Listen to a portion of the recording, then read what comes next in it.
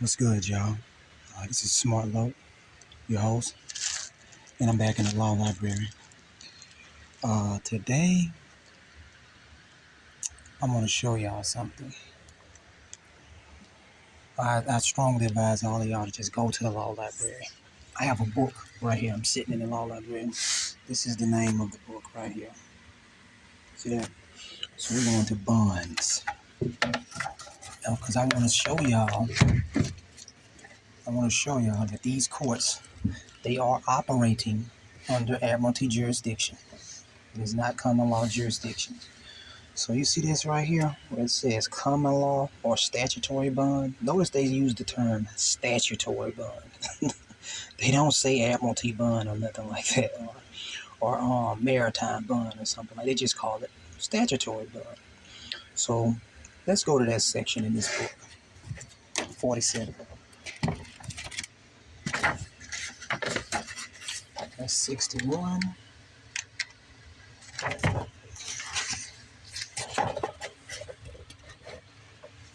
It's gonna be one more right here. Here we go.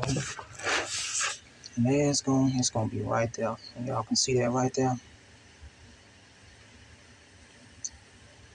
As common law bonds and statutory bonds are to be distinguished in that the latter conform to a statute while the former do not, although so intended. And there's a footnote. You see this number 1 right here? If you scroll down, I'm teaching y'all how to use this book too. If you scroll down, you see that footnote right there, number 1. That's where it's going to be.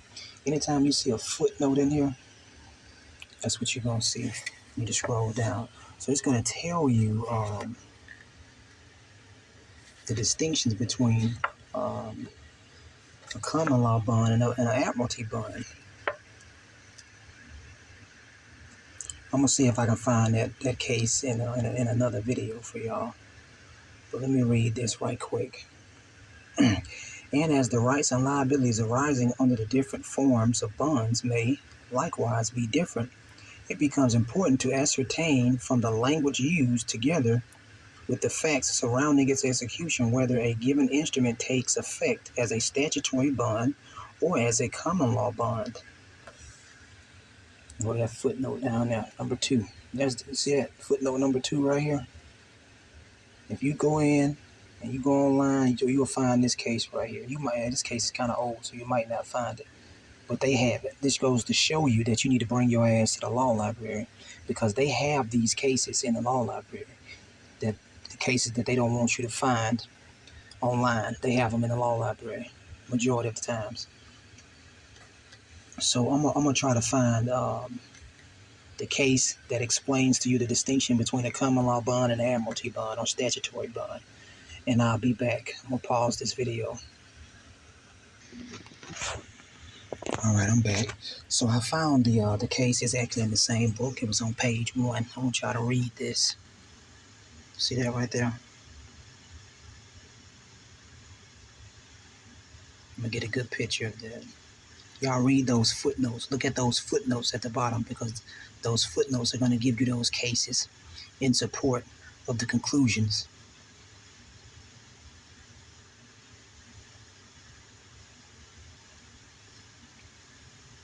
Alright, so that's gonna be the end of this video. I just want to show y'all this stuff so y'all can go and do your own research and come up with your own conclusions. That'll be the end of this video. Peace.